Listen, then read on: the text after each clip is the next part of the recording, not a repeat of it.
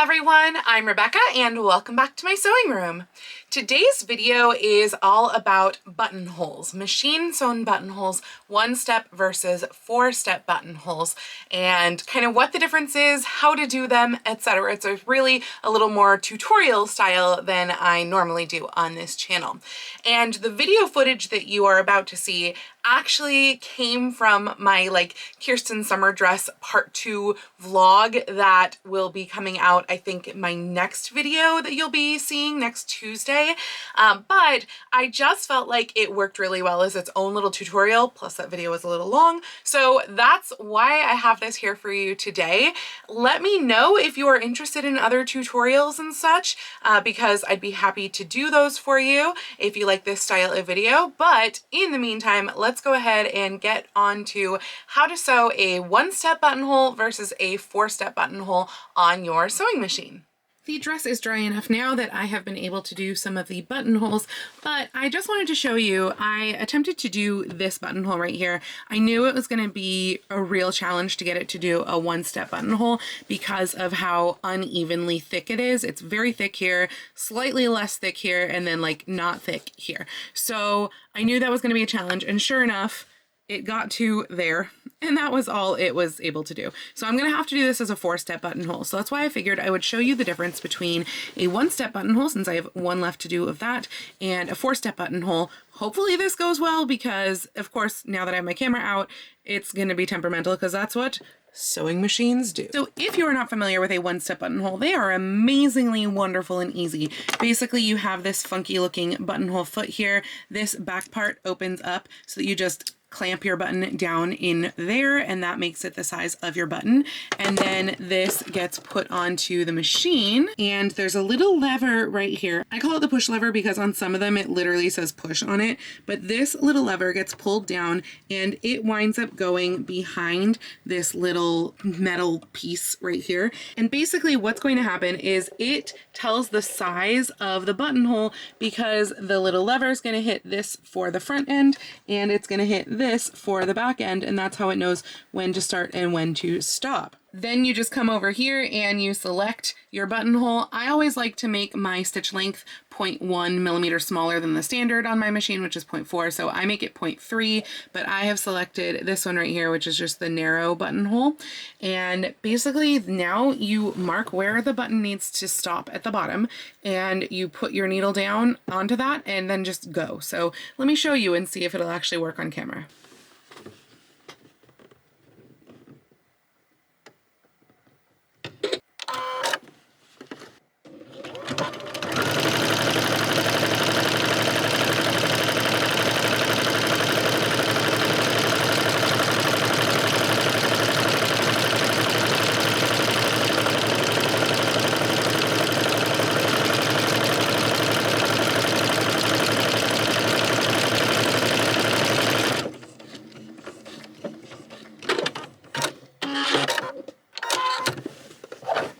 And that is a one-step buttonhole. A four-step buttonhole is much more complicated. First off, you need to mark both the bottom and the top, and I recommend just doing a line through the center of your buttonhole because it's not going to stop for you. Then you're going to come over here, and my machine has 4 separate steps. Now, if you have a mechanical machine, you'll probably have a knob that shows each side of the buttonhole, but it's these right here, and you do them in this order. So you will do this side, the bottom, the right side, and the top, and that gives you the four-step buttonhole. And you're going to do that actually with a regular foot on. It may tell you the N decorative foot. Let's see. Yeah, so this one says the N open toe decorative foot, but a regular foot is going to be just fine as well. This just kind of gives you a little bit more visibility, but this is going to be each step of the buttonhole. So once you've done the side, you switch to the next one, and then you do that. And then, so basically with a one-step buttonhole, what you kind of saw, I hope that you saw it, is that it laid a foundation stitch first and then did a satin stitch over. These don't do that. It's just going to be the small satin stitch. So this one's going to start at the top, go down to here, then you switch your stitch and it goes across, then you switch your stitch and it goes up, and then you switch your stitch and it goes across again, and that finishes your buttonhole.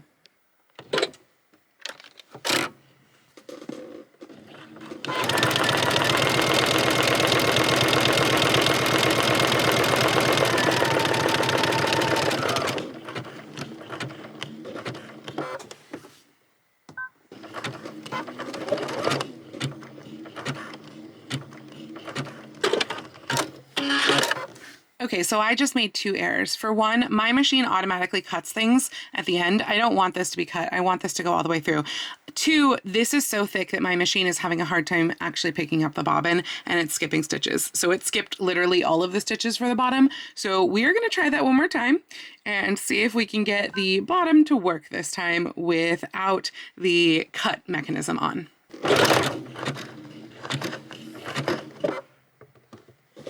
Okay, it appears to have worked that time, so we can go back up the other side.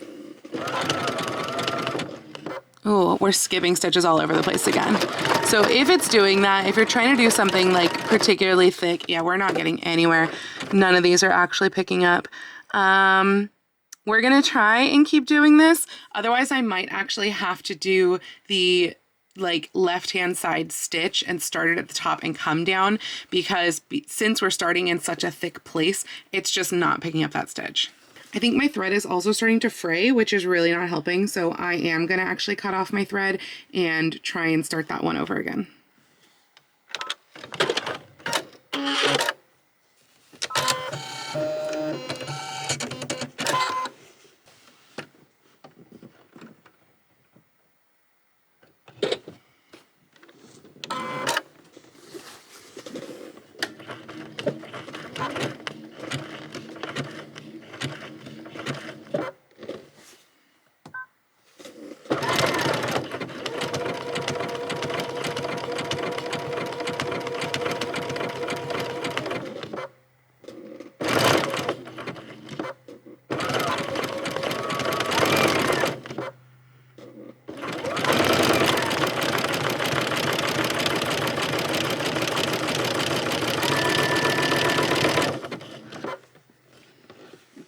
And now, of course, what's happening is that my foot, the back of my foot, is getting hung up on the lump on that side. So we just have to take this kind of slowly.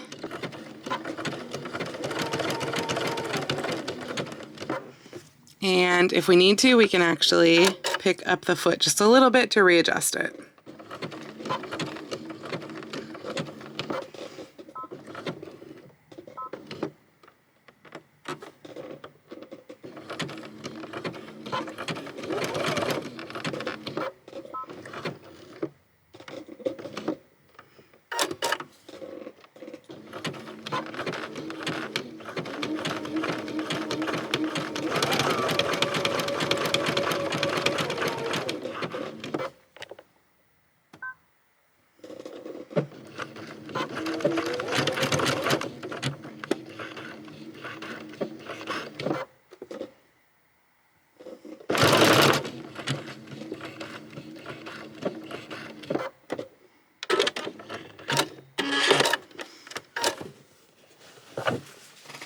So we finally have the 4-step buttonhole done.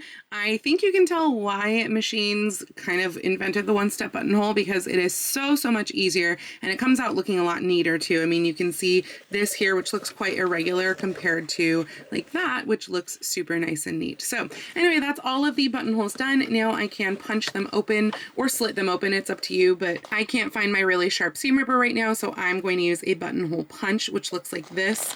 This is the one that I have, but I'll link one down in the description. It comes with like a little piece of wood as your mat.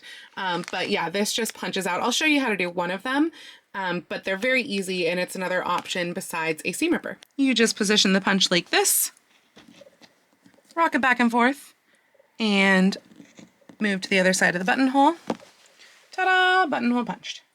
And that is going to be it for this quick little tutorial. Hopefully you have enjoyed this tutorial style video. If you did, please let me know if there are other types of tutorials that you might like to see me do here on this channel. Just leave that down in the comments. And of course, if you liked this video, please go ahead and click the thumbs up icon. And if you'd like to see more videos like this from me, please go ahead and click subscribe and the little bell icon to be notified every time I post a new video.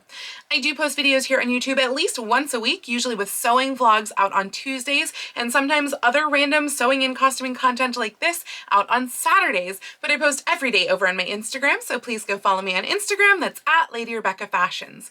And if you'd like to help support all of the work that I do on this channel, I do have a link to my Patreon and my Ko-fi down in the description below, or you can send me a super thanks right here on YouTube. I'd also like to give a special shout out to my Edwardian level patrons, Sharon, Mirage, Laura, Jean, and Janelle. Thank you all so much for joining me today. I hope you all have a wonderful week, and I will see you very soon in my next video. Happy sewing!